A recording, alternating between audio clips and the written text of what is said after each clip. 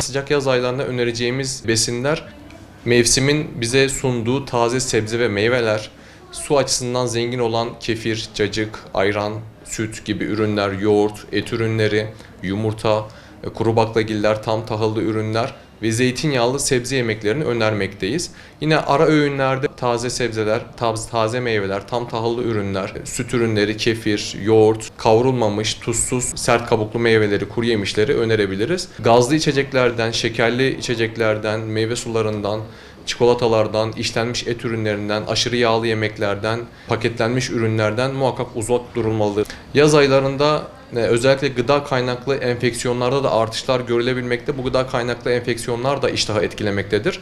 Özellikle soğuk zincirde muhafaza edilmesi gereken et ürünleri, balık, tavuk, yumurta, süt gibi ürünlerin soğuk muhafazasına dikkat edilmelidir. Pişirilmiş olan yemekler oda sıcaklığında çok fazla bekletilmemelidir.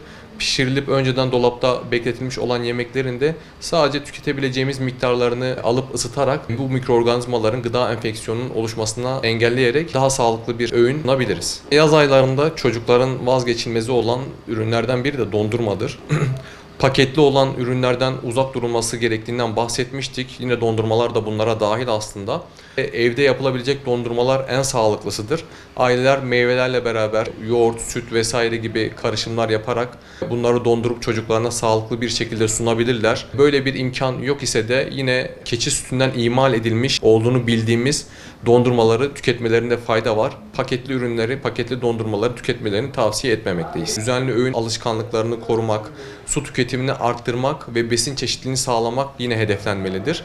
Her öğünde 4 temel besin grubundan, yani süt ve süt ürünlerinden, et, kuru baklagil, yumurta çeşitlerinden, sebze ve meyvelerden ve tam tahıllardan oluşan öğünlere yer verilmelidir.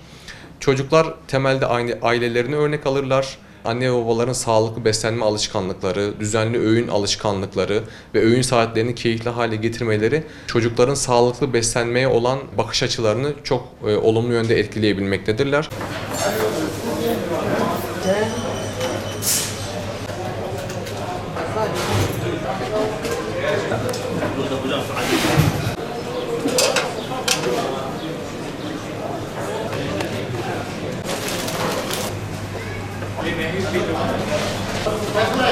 Mustafa.